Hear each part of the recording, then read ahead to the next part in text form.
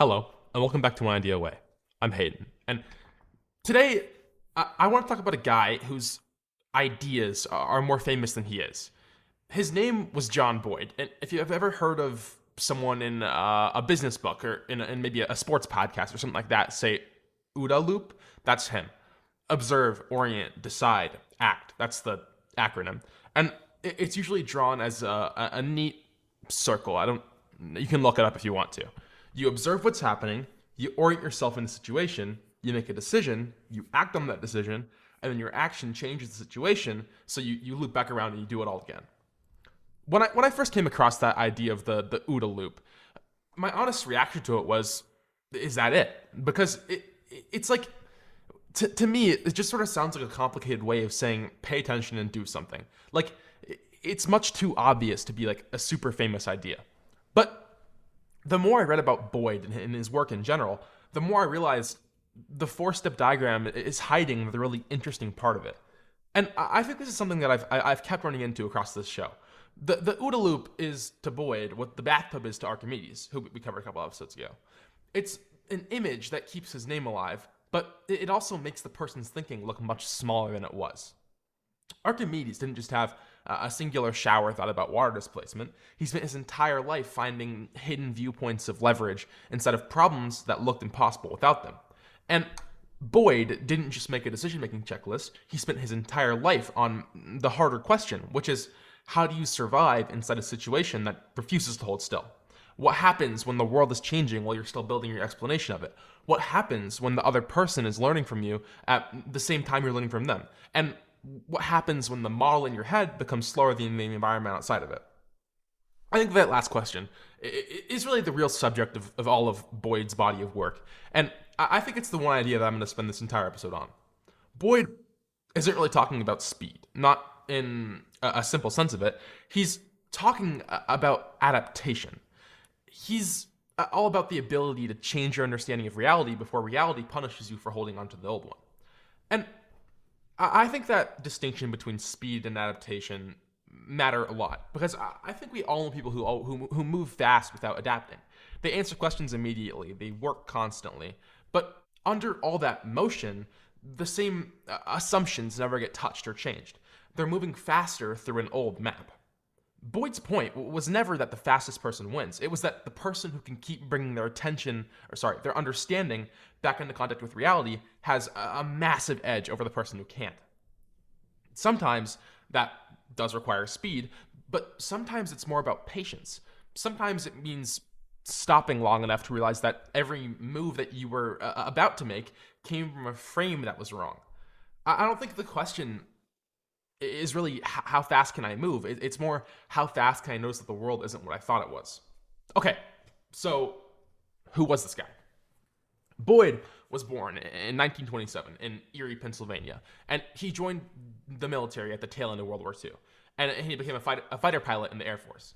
He flew in Korea, but he got there late enough that he's not really known for any of his combat kills or anything like that. His reputation really came later, as an instructor at the fighter weapons school, where he also got the name 42nd Boyd. The story is that he had a bet. Start a dogfight exercise with the other pilot on his tail in the worst possible situation, and he'd reverse it and be behind them within 40 seconds. If he beat them, he supposedly would pay you $40. If he beat you, you owed him 40 cents. Now, I doubt that story is really 100% accurate. Stories that turn people into legends always get cleaner and more exaggerated over the time that they survive. And I think one of the things that I've tried to do on this show is to not repeat the same myth 100 times.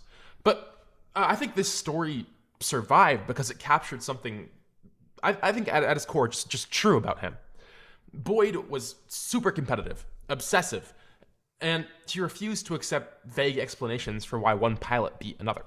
He didn't want to hear that pilot just has it, or that plane is just better. He wanted to know what was actually happening inside the fight. And I think a dogfight for this application is a really fascinating problem if you sit with it, because nothing in a dogfight stays fixed. It's two planes moving through three-dimensional space at insane speeds. Each pilot has to read the other. Each pilot is trying to save their energy. They're trying to gain a better position. They're trying to force the other pilot to make a mistake. They're trying to not be predictable for the other pilot. Altitude can be converted into speed if you dive down. Speed can be traded for tighter turns. You can take positional advantages at certain points by spending energy that might end up costing you your life, like 10 seconds away. So I think the question about which plane is better is pretty much useless. Better at what altitude, at what speed, before or after it's burned energy, against what opponent, in the first move or deep into the fight. I think that, the idea of this is Boyd's answer. And Boyd's answer to this question of how do you win the stock fight, or whatever, the subject doesn't really matter. It became something he called energy maneuverability theory. And the core move he made is the thing that I want to hold on to, because I think it shows up in all of his work after this. He stopped judging the aircraft as a fixed list of specs and started judging it as a system moving through changing energy states. The plane isn't powerful. Its power only exists in relation to its current state and what the next moment has to demand from it. In other words, he refused to judge a system from a still image. And when I was researching this, I think that's the part that really got me, because I think most of us still think in still images all the time. Who's stronger? Who has more money? Better grades? Better title? Bigger company? Who's winning right now? Those snapshots aren't like useless, but that's what they are. They're snapshots. Boyd thought more in trajectories. Who's gaining speed? Who's spending it? Who can change direction? Who's being trapped by their own position? Who has more options in the next moment? Who's forcing the other side to react or do something disadvantageous? And I think that's really, at its core, a completely different definition of power. Power isn't just what you have, it's what your position lets you do next. A huge company can have enormous resources and almost no ability to change.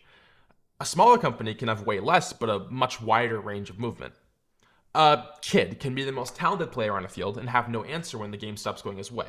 Well, a less talented kid might be able to adjust, and the kid who adjusts will eventually surpass him. The snapshot will tell you who looks powerful. The movement will tell you who actually is going to be, or I guess I don't want to use the word powerful again, but who has control over the future. I think the thing about Boyd is that the way he realizes this is that air combat made this difference between snapshots and trajectory impossible to ignore, because everything changes every second. But here's the thing. Regular life is just as dynamic. It moves slowly enough that we get to pretend it's stable, but it's the same thing as an air fight.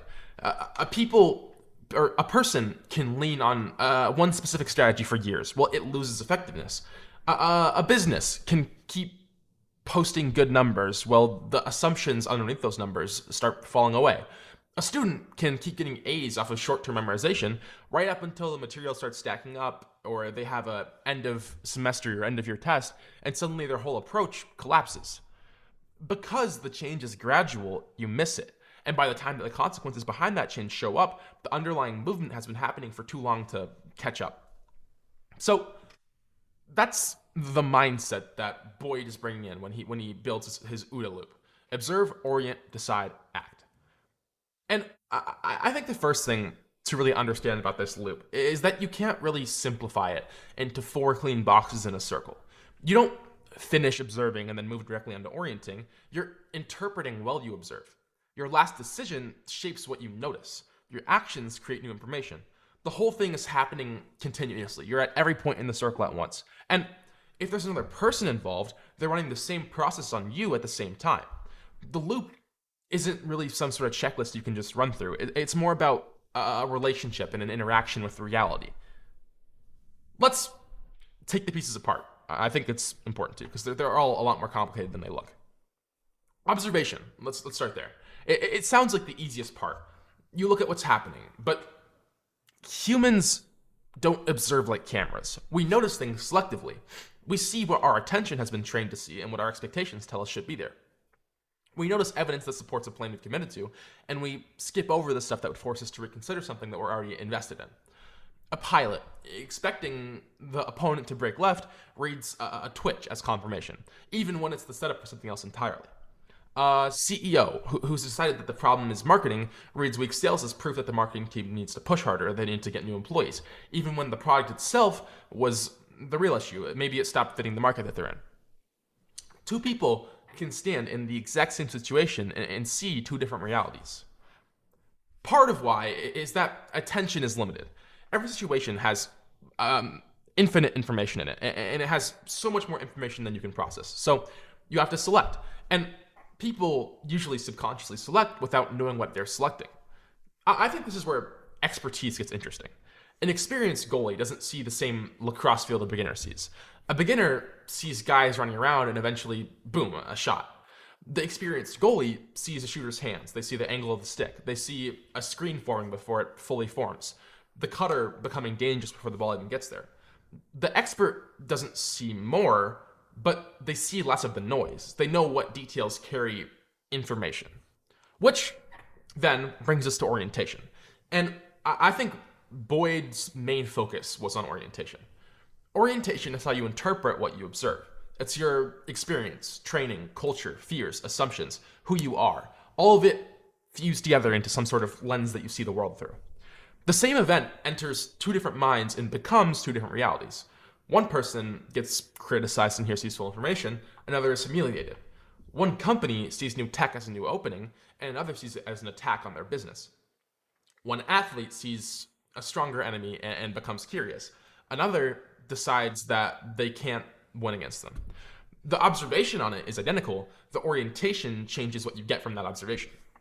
And I think this is why the OODA loop gets taught backwards. People obsess over the ideas of deciding and acting because those are the most visible parts. Those are the parts that actually make change. You can see what someone chose. You can criticize whether they move fast enough. But I think that most bad decisions actually make perfect sense in the moment. The decision was bad because the map producing it was bad. Here's an example that I think made it click for me in my own experience and would be helpful to anyone in my similar situation. Say someone bombs a test. The observation is the grade. One orientation could be, I'm not smart enough for this class. That interpretation produces decisions. They disengage from the class, they stop asking questions because it may expose them for not being smart enough for the class. They study less, or they study with less intent because it already feels like the outcome is decided. The next result is bad too. And now that you get another bad test grade, that result is fresh evidence for the same original orientation. The loop, their OODA loop, feeds itself. But a different student gets the same exact grade and orients differently. The way I prepared didn't match what this exam required. Totally different questions come out of that. What concepts did I misread? Was I memorizing steps without knowing why they worked? Did I dodge the practice problems that made me uncomfortable? Different decisions follow, and the next action produces different information, and boom, their futures split entirely. Same grade, different orientation, different... everything else is different downstream. If that sounds familiar, I think it's very similar to Carol Dweck from episode 1. The difference between a fixed and growth mindset is pretty much a difference in orientation. Both students hit difficulty. One reads that difficulty as a verdict about ability, the other reads it as information about the current edge of their ability. The difficulty of the next test, or even the one they just took, doesn't change. The interpretation of what it means to them does. I think this also connects to Ray Dalio as well. Dalio's whole thing is pain plus reflection equals progress, and Boyd explains why the reflection part is doing all the work. Pain doesn't automatically produce learning. Pain can produce defensiveness, denial, blame. It can make you defend the old orientation harder because admitting the model is wrong feels like admitting you're wrong as a person. Pain plus ego, which just equals repetition. And Boyd gives that idea a competitive edge that I hadn't seen framed this way before I looked at him. Humility is a form of speed. I mean, think about it. A humble person can update fast because new info doesn't have to fight through layers of trying to preserve your own worldview. They can just say, I misread that, or the plan isn't working, and move. A person whose identity depends on always being right has a slower loop because every piece of conflicting evidence triggers an internal argument that has to be resolved before anything else can happen downstream of that. The evidence has to be denied, minimized, or blamed on someone else before the self-image is safe again to move. Ego becomes a sort of latency in response to problems. It's a delay between reality changing and you being willing to admit that it's changed. Sometimes that delay is a few minutes if you're a humble person, and sometimes it can take years, like it did with Starbucks or some of these other companies that took years to change. And entire organizations can get built around protecting that kind of delay. Say a company technically has all the information it needs, but the information has to travel through so many layers of status, politics, from the cashier up to the CEO that it arrives to store it. Bad news gets softened at least 10% of the way, on every step of the way up. Leaders hear what people think leaders want to hear. This means that everyone's sort of protecting themselves. The company might keep moving, but it doesn't adapt at all. And I think this is exactly where Edmondson's psychological safety work snaps into place with Boyd's ideas. A team can only observe reality if people are willing to say what they see. If an employee spots a risk but thinks that raising it will make them look bad, that info never enters the system. If a player doesn't understand the defensive adjustment for a team but says, okay, I got it, because they don't want to look dumb, then the team acts from a false picture of what their defense is actually going to be. Psychological safety isn't really about comfort. It's about the quality and the speed of orientation. When people hide confusion or punish someone bringing bad news to the table, the team's OODA loop breaks. Boyd hated bureaucracy within organizations for this reason exactly. He thought that big organizations tend to become more committed to preserving their own internal structure that's already survived for years than to understand the environment that they exist in and adapt their internal structure to that. Procedures that could have served a purpose in the past become sort of company rituals in that way. Programs continue because people's careers are attached to them and they built their entire life around understanding them. And rank or hierarchy matters a lot more than actual understanding. And to be clear, I think I should be honest about Boyd himself here, because he wasn't really a gentle critic of any of this. He screamed at generals, even in his own hierarchy system. He burned down programs that he thought were garbage. He was abrasive, impatient, exhausting to work with. And there's a temptation with a guy like this to turn every single difficult trait into proof of integrity. He was rude because he cared about the truth. He made enemies because the system deserved enemies. And I mean, I think some of that is fair and some of that is real, but you can be right about a system and still do unnecessary damage in how you fight it. A person who sees bureaucratic failure everywhere starts treating every disagreement as someone being cowardly. A person who studies conflict for a living starts experiencing everything like a battle, including things that were never battles. Boyd's ideas around his philosophy came out of conflict, and I think that gives them a shadow, which we'll come back to, because I don't think every part of life can be treated like a dogfight. But first, speed. Because I think this is where the popular version of Boyd goes sort of off the rails. The standard summary of the OODA loop is cycle through it faster than the other guy. Observe first, orient faster, act before they act. And when they're reacting to your last move, then you make the next one. You kind of get inside of their OODA loop. And I think there's truth in that. In a dogfight, if you can recognize a change and move before the other pilot finishes processing your change, the advantage you have kind of compounds. Your move forces a response, but before the response completes, the situation has already changed again. The opponent is now reacting to an environment that no longer is the same. They fall behind, they hesitate, overcorrect, burn energy maybe. Eventually, they're not really making independent decisions anymore. They're being carried along in the sort of trap you create. You see this idea of a smaller OODA loop constantly in sports.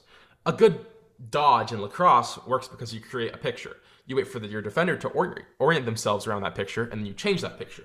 The defender might read your hips or something, and then he commits his weight to block you there, picks the angle that you were at, and his action, in fact, was a really good move to defend you from your previous spot. But that previous spot is gone. You're inside this loop. Great quarterbacks do this to defenses, great pitchers do this to hitters, and great point guards do it to help rotations. But, and I think this is the part that everyone honestly drops, those athletes aren't moving at maximum speed all the time. Moving at maximum speed is predictable. If every action is super fast, the opponent knows your rhythm. A change of pace can be more disruptive than just accelerating as fast as you can. pause makes the other person reveal what they were expecting of you. I think Boyd's idea is really about tempo, not speed. The goal is to operate at a tempo that keeps your own understanding coherent while breaking down your opponent's. And that's fundamentally a different idea from rushing, because rushing destroys your own orientation. You might act before you understand. Then that bad action creates pressure, and then that pressure makes you move faster, and then you don't respond to the situation anymore. You're responding to the chaos created by your own past actions that didn't work. And that creates panic. And I think at its core, that's what panic really is. Panic is speed without orientation. You've gotten inside of your own loop in some sort of way. Companies kind of do a corporate version of this all the time. A competitor might gain ground. So leadership launches 10 initiatives, which splinters focus of the most important people in the company, which weakens execution for all of these initiatives, which produces bad results, which creates pressure for even more initiatives. Everyone in the company gets super busy, but the organization understands less. There's a bunch of motion, but no adaptation. So speed is a multiplier, not a virtue. It's pretty much the same idea we hit on in the Archimedes episode about leverage. The lever doesn't care whether the force being applied to it is intelligent.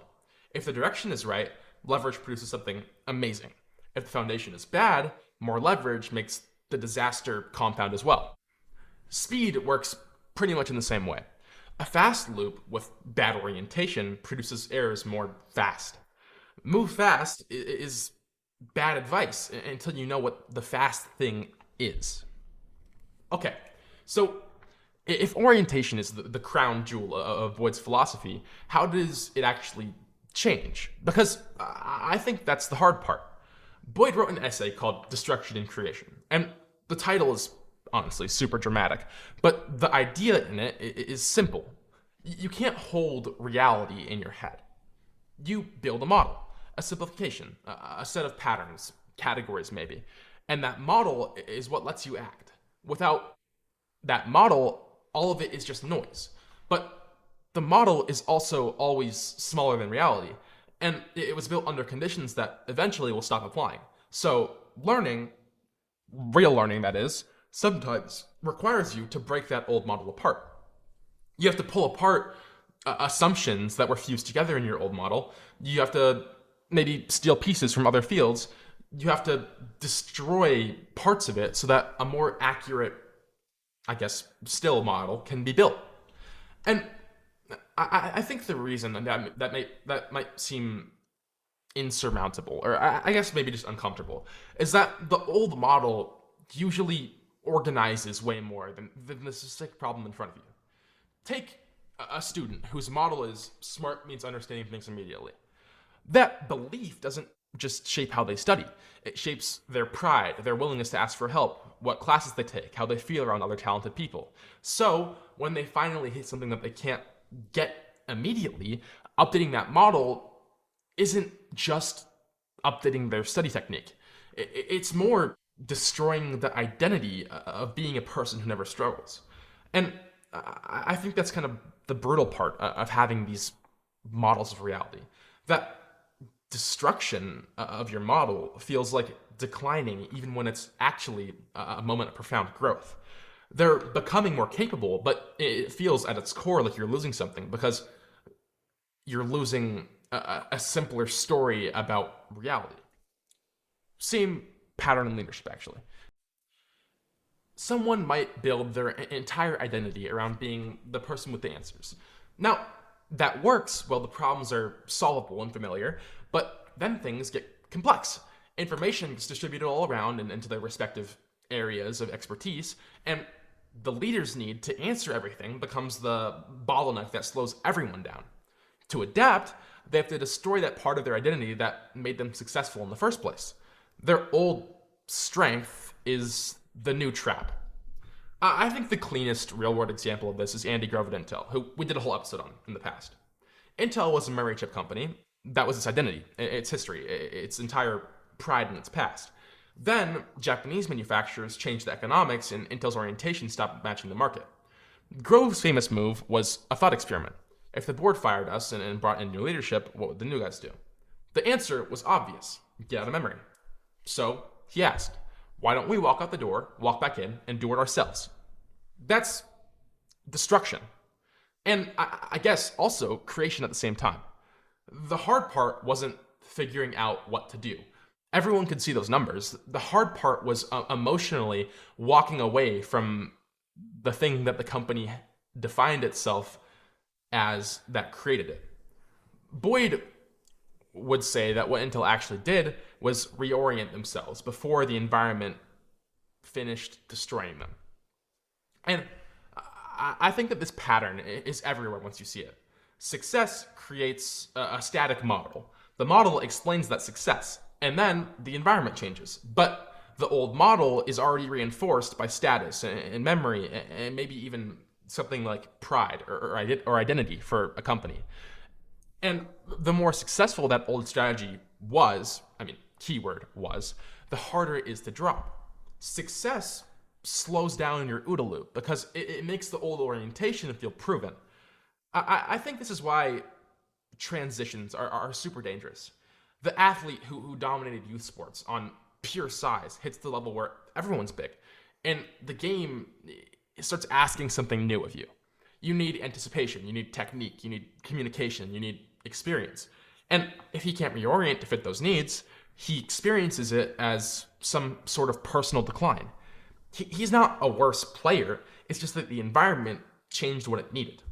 Same with some student who coasted in school on just cramming until suddenly material starts getting harder or there starts being more homework.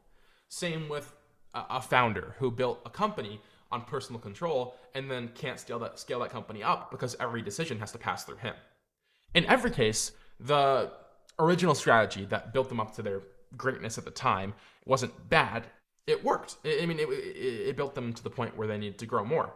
The problem is that it became permanent, and worse, it was at the core of the company. The moment a model evolves from being just a model and becomes part of a company's identity, the model becomes infallible.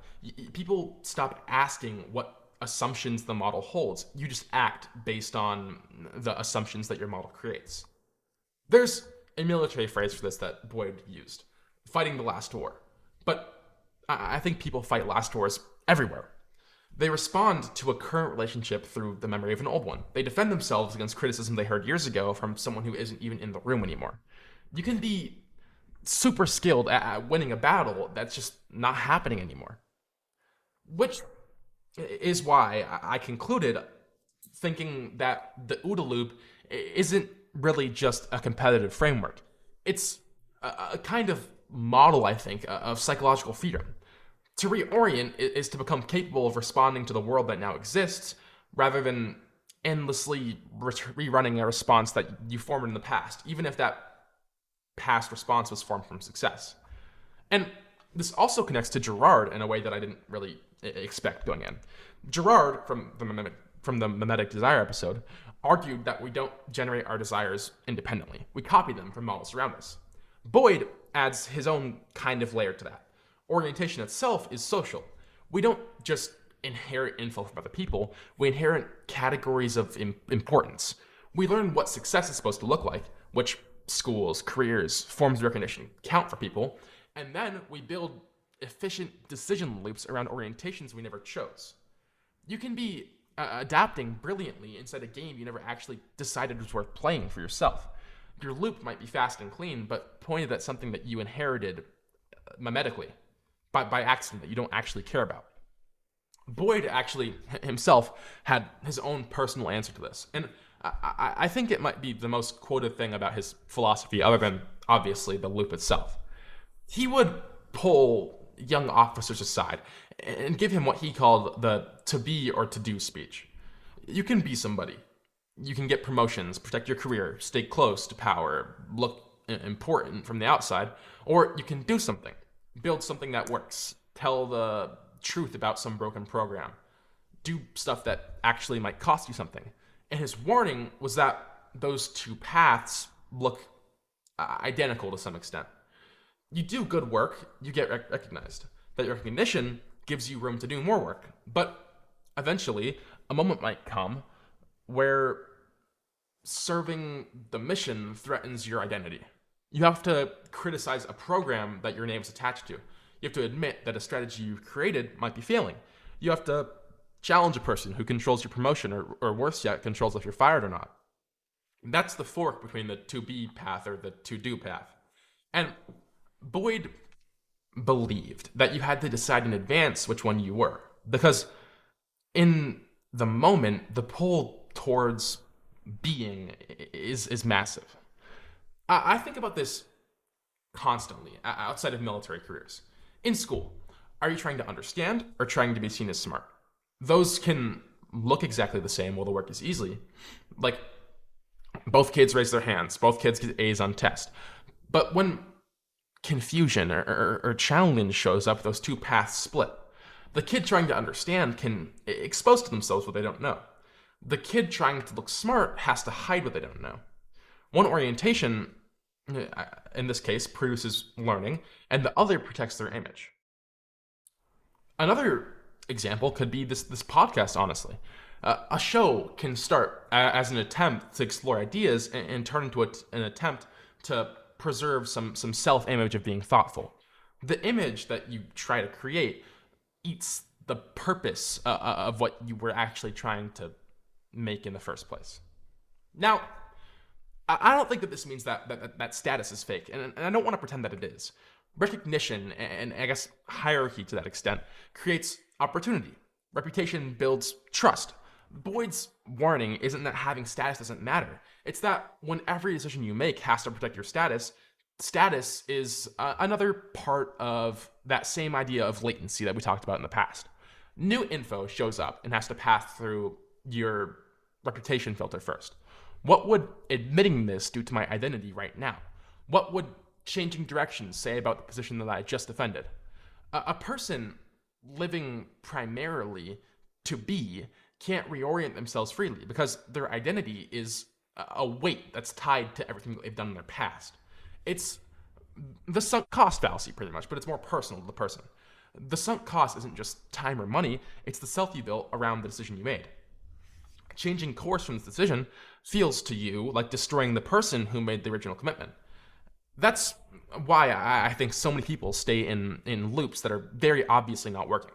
The feedback to leave that loop is super clear, and it's honestly obvious, but the reorientation would cost them their identity, and they're not ready to lose that. And to be fair to Boyd, he lived this. He torched his own advancements over and over, fighting for aircraft designs that he believed in. His energy maneuverability work fed into the reform movement that helped produce the F-16, and he retired a colonel when guys with half his impact made general. He kept asking the unseen questions. Can the plane maneuver? Can the pilot understand it? Can we build enough? What does the system let the person actually inside of it do? He kept dragging the conversation back to the real fight while the institution measured progress in making money or making a more complex part. I also want to go over one more limitation of this model before I try to land this episode. And I think it's a big limitation. A faster, better loop makes you more capable, but it doesn't make you wiser. I think this was kind of the shadow we found in the Archimedes episode 2. The same physics that builds useful machines builds war machines, and the lever doesn't ask what that force is for. The OODA loop can help you pursue an objective, but it can't tell you whether the objective actually deserves your pursuit. A person can be adaptive in service of something destructive, learning from feedback, reading people, adjusting tactics. The whole mechanism does amazing, but the moral question of whether you actually should be doing that isn't there at all. Even the to be or to do question needs a follow-up. Do what? For whom? At what cost? Because a mission can become someone's identity too. People can stop questioning the purpose behind what they're doing and start using its importance or how much money they're making to justify how they treat everyone around it. Adaptation needs to have its own standard beyond winning, whatever winning means to you. And I think that's the lens for reading Boyd's own life. His intensity protected the work. It let him outlast institutions that might have been way bigger than him personally. But live permanently oriented toward conflict, and conflict is your metaphor for everything. You might start valuing disruption over stability. You might read patience as being weak or surrendering. You can treat relationships like opponents. Getting inside someone's loop is a legitimate move against like an actual enemy, but used against your friends, you're just being manipulative. A friendship doesn't improve if you keep the other person disoriented. In a team, your opponent isn't a person across the table, it's a problem, a market, and uncertainty. The goal isn't to break your teammates' loops, or, I mean, I guess, because you can't break a problems loop, you can't break a market loop, you can't break an uncertainty loop, because it's not a person. Sorry, to be clear there. Your goal isn't to break your teammates' loops. It's to build a shared loop, one where you can be more honest together, one where you can orient more intelligently together, one where you can act with more coordination, and where that result teaches everyone. That's, I think, the real end, or I guess maybe not end, but the catharsis of a couple different philosophies. It's Boyd and Edmondson fused into one. Boyd explains why adaptation wins. Edmondson explains why a room full of smart people can still fail to adapt, because the truth couldn't move through them. The mature version of Boyd isn't always go faster, it's match your tempo to reality. Sometimes reality is moving fast and hesitation could kill you. Sometimes the situation is complex and a decision that you make too fast can destroy information that you would have had if you had waited or just taken your time. An ER doctor needs to move now. A doctor working a long-term case needs to resist forcing every symptom into a diagnosis. A player mid-game needs to decide super fast what to do with the ball. A coach planning the season needs to think slowly about which patterns were structural and which were just nonsense. Even Feynman's philosophy fits into here. The whole plate wobbling story, where his best physics came after he let himself follow a problem with no deadline attached. Some orientations need time without a decision. The faster loop is not always the better loop. Knowing what tempo the movement requires is really the skill that you draw from Boyd. So, how do you use any of this? Here's what I've actually taken from it and used myself. After something goes wrong, most people just ask, why did I fail? Which is super broad, and it usually just turns into judging yourself, saying, oh, I screwed up, I did something wrong. Boyd gives you a sort of diagnostic for this instead. Where did the loop break? What did I observe? What did I dismiss? How did I interpret what I didn't miss? And which old experience caused me to interpret it that way? What did I assume was a fact? Was the decision serving the actual problem or protecting my image? Did the action match my decision? And what does the result change for next time? After a game, that sequence can actually be really useful, and I've found it this way, to separate physical lateness from your mental lateness. Maybe you weren't too slow, maybe you just read the cue too late, and the fix isn't doing sprints, it's doing reps on the wall. After an exam, was it knowledge, recognition, time, anxiety, maybe a study method that built familiarity with a concept instead of just actually being able to recall it? The visible mistake is almost always at the end of a longer loop. And I think the most useful question that you can ask using Boyd's philosophy is where upstream that loop broke. This is also why I think experience alone can't be equated to expertise. You can repeat the same year of experience 10 times. Expertise requires the environment to change so that your model can change. Otherwise, experience just reinforces an old orientation that at some point will fail. Last thing, and I think it's kind of funny, to be honest. Boyd never wrote a definitive book. His ideas spread through briefings and through the people around him. And so the 4-word version, OODA, became the portable version of his ideas. The whiteboard version, something you can just write down on a meeting and use as a framework. His model got detached from the thinking that actually created it, which is exactly the process he spent his life warning people about. Every useful idea becomes vulnerable when it succeeds because people extract the memorable part of it, they repeat it, and then that slogan becomes a model or an orientation that nobody questions. And I think that's exactly what I want to push against on this show. So here's where I land. The one idea from Boyd isn't observe, orient, decide, act. It's this. Your biggest vulnerability is probably not weakness or slowness or not trying hard enough. It's an orientation that no longer matches the world. You can be intelligent inside the wrong frame. You can be disciplined in the wrong direction. You can move fast through a loop that creates the same problem. You can spend years trying to be someone. Well, the more important work waits for you to do something. So, the questions I've been sitting with since researching this. Where am I responding to yesterday's situation? Where has a strategy that worked hardened into an identity I don't question? Where am I moving fast specifically because slowing down would make me reconsider the direction? Where is ego adding delay between reality and admission? And what would open up if I reoriented? Not one reorientation, but reorientation as a habit. Because there's no final correct orientation.